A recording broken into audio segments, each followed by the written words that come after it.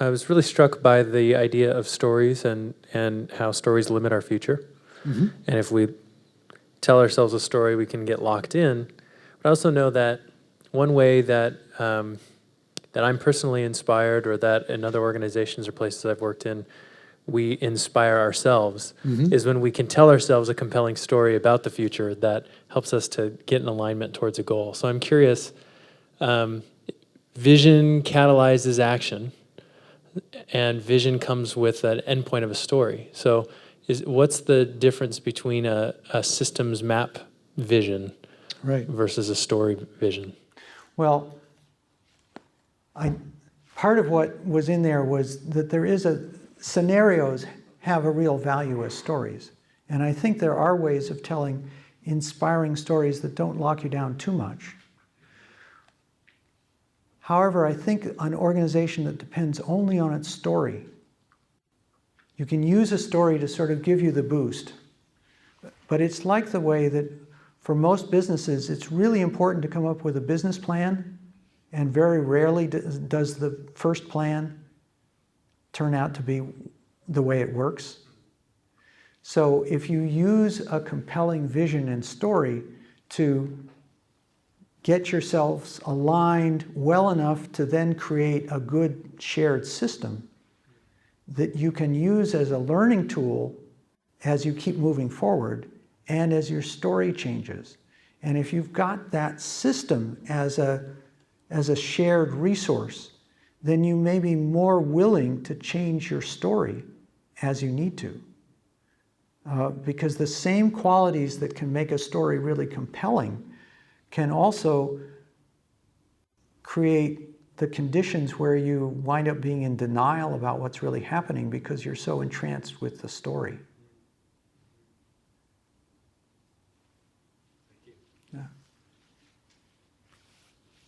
Hey, I just wanted to thank you for putting on this amazing presentation for us. I think that the viewers as well are really going to get quite a bit out of this, and it's exciting because being sort of a professional modeler myself, this is really good accessible material on how to do it. You know, this is the bread and butter right here.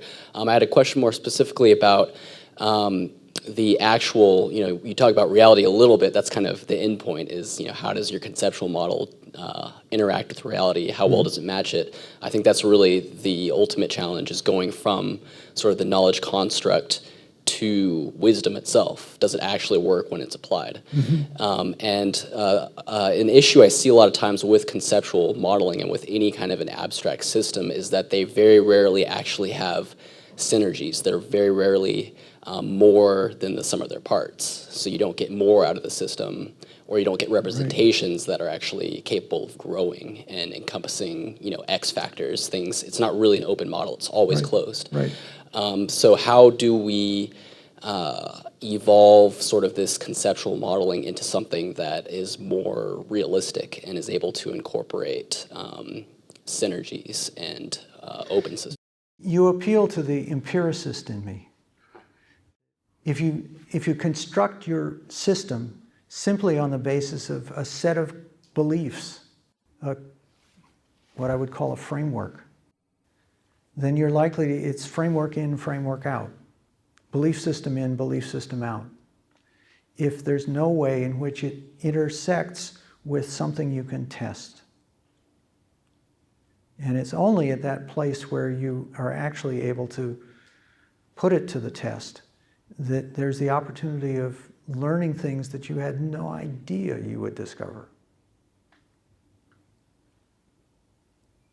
So that interaction, that what I think of as a dialogue between experience and the models, is just really important. And I'm of the persuasion that experience trumps theory.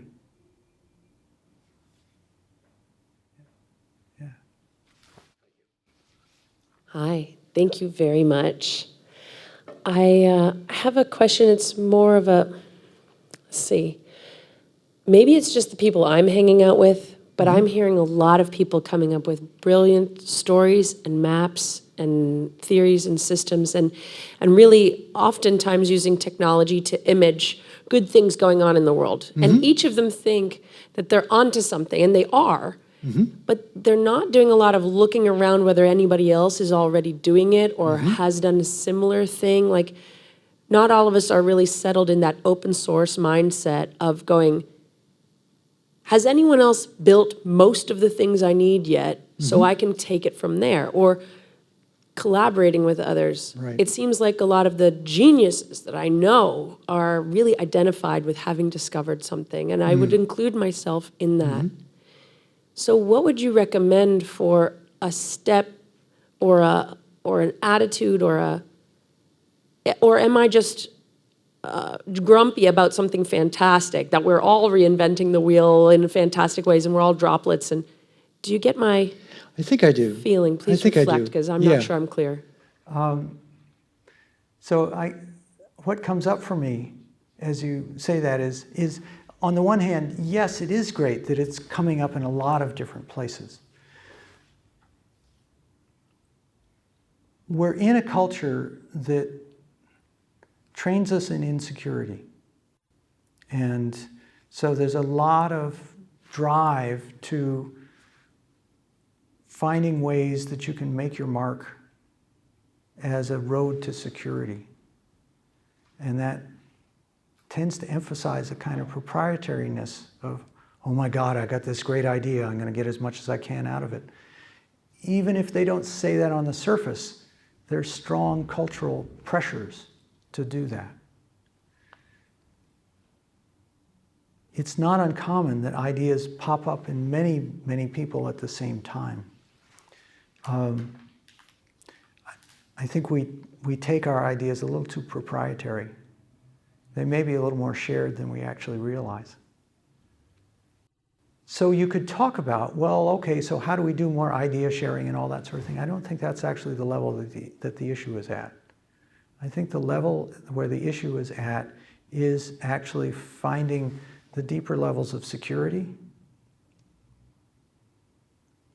And some of that one can do personally, but it's our system, part of our Empire era heritage is to create systems that maintain ongoing trauma. And one of the ways that's done is to maintain an ongoing sense of scarcity, and that you are so close to the ice is thin, you better watch out. There's no safety net down there, is the image that we get trained with. So anyway, that's what comes up for me relative to all that. And at the same time, I celebrate all the stuff that's bubbling up, you know. And I will both say there's an enormous amount that's going on out there that I'm not aware of. I will acknowledge that for myself. And when we were doing In Context magazine, what we were able to fill an almost empty niche at that time by looking around and seeing all the various seeds of what could come. And it was remarkable to us that fewer people were doing it. All right. Are we good? Yeah. Good. Great. Thank you all for coming. Quality, not quantity. And being the presence with me to help me go through this, and to some extent the immediate chocolate for me to be able to do something where part of the motivation is very long term. And so it's so sweet to be able to have you here to be able to provide something that's a little more immediate. So thank you.